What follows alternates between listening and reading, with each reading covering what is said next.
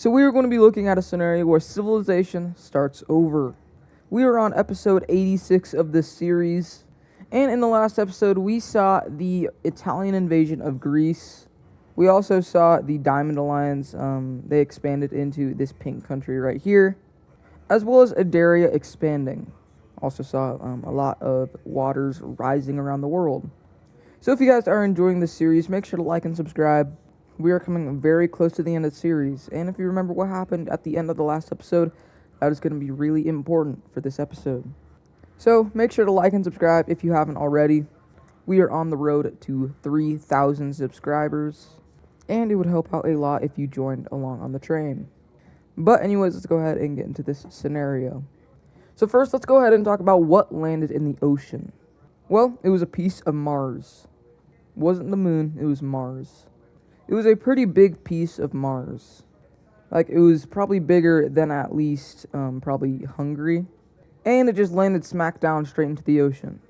If there is islands out here in real life, like this island right here, it's probably gonna get sanken into the ocean. And just shockwaves of water and tsunamis are gonna hit North America, as well as I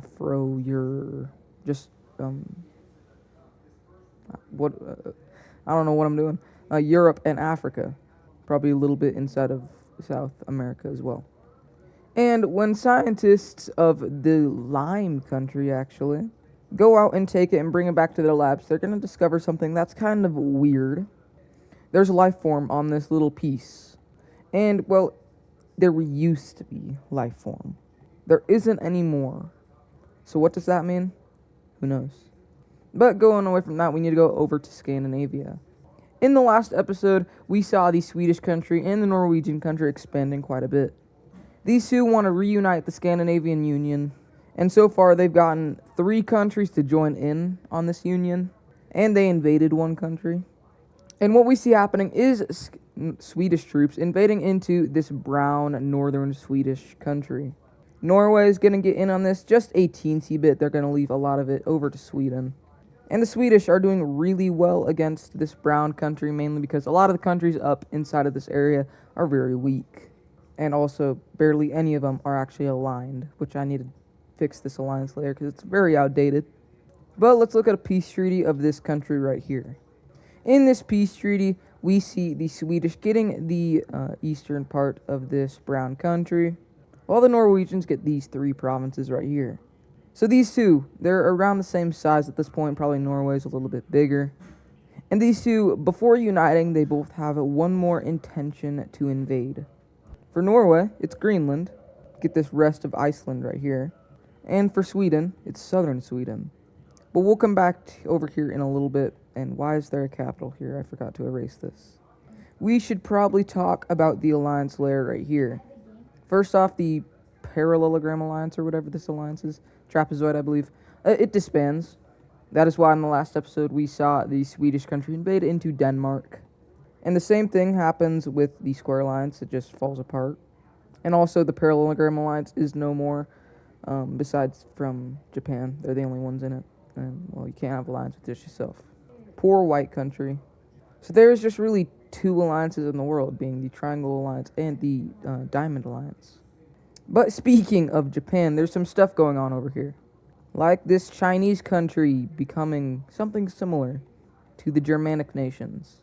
And during this chaos of Japan, we see their old ally in Korea start their invasion. The Koreans have had a fallout with the Japanese, and they now want to retake Korea underneath one country. But you don't think that the Japanese are just not going to fight back. Kamikaze, as well as just manual invasions.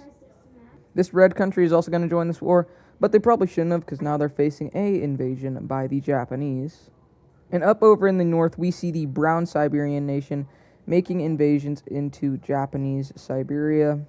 And the Japanese didn't really enforce troops up here because they thought they were good with the Siberians. But they weren't, and now they're getting pushed back all the way down to this little part right here, where very few troops reside. They are pushing back the Koreans, though. And they almost actually pushed them all the way back to the actual border. And then the southern Japanese island declares their independence away from Japan.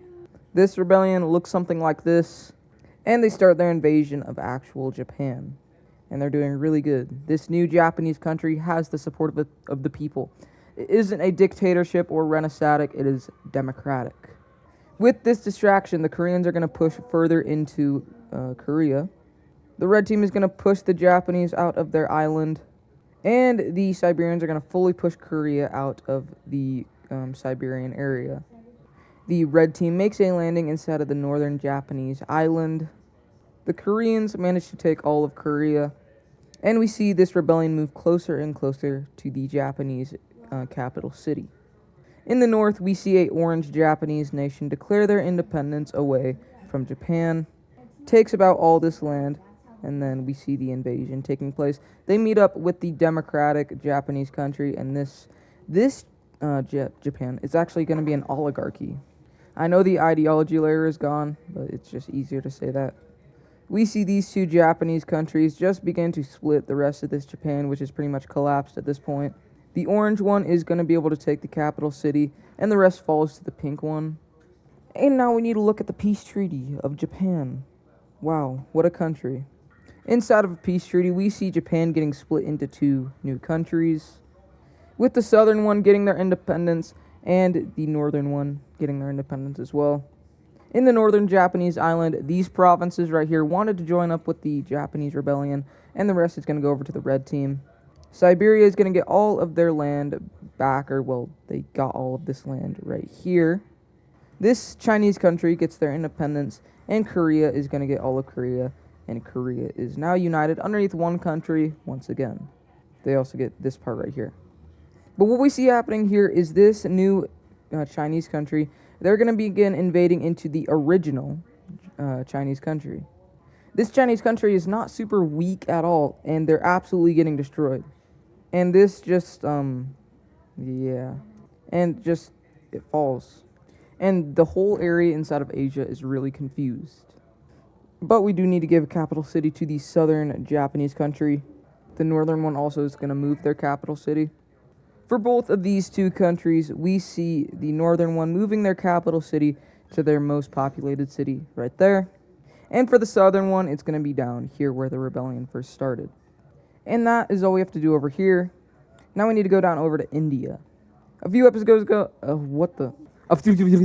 a few episodes ago, this Sri Lanka thing happened, and Sri Lanka is now united, but now they are spreading this whole weird thing, like what happened in Germany and China.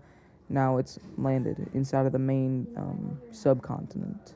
All of southern India is going to fall to this. And India, mainly the purple country, because it's the only thing that it borders, is going to arm their border with troops. Dun, dun, dun, dun, dun. Moving over to the Red Sea crisis. The water is starting to lower, but it's not, like, super big yet. In fact, tensions are rising more and more over this spot right here. Adyria wants full occupation of it, but the Iberians are still not giving it to them. And really, it's not even actually in provinces. I mean, it kind of is. But Adyria holds on to this part, but they don't hold on to this. And they want that piece right there, because there is a few people who live inside of this area. But there's nothing they can do about it. Yet. Going back up over here, we see the Norwegians sending a ultimatum over to Greenland. And they said, give us the rest of Iceland, or we're going to invade you. Okay, you're rude, and we're just going to give it to you. Easy. Part 1, done. Part 2, the hardest part. The southern Swedish are pretty dang strong. But we see the Swedish starting to invade down into the southern Swedish country, actually having a lot of success. The Norwegians are also going to start invading down into this area soon after. And immediately we see the southern Swedish pushing back against the actual Swedish in this area right here, as well as the Norwegians in this area right here. Oh God. Copenhagen was just taken. Because of the taking of Copenhagen, we see the Norwegians and the Swedish begin to push further and further into the southern Swedish country. An uprising takes place inside of the capital of the southern Swedish country, and eventually it gets split. In a peace treaty, we see this gray Germanic country taking over Copenhagen and the other island, while Norway gets this and Sweden gets that. And in a heroic event, the Scandinavian Union is once more. If you guys enjoyed this episode, make sure to like and subscribe. We are on the road to 3K, so make sure to hop along on the train. And I will see you guys in the next episode. Goodbye.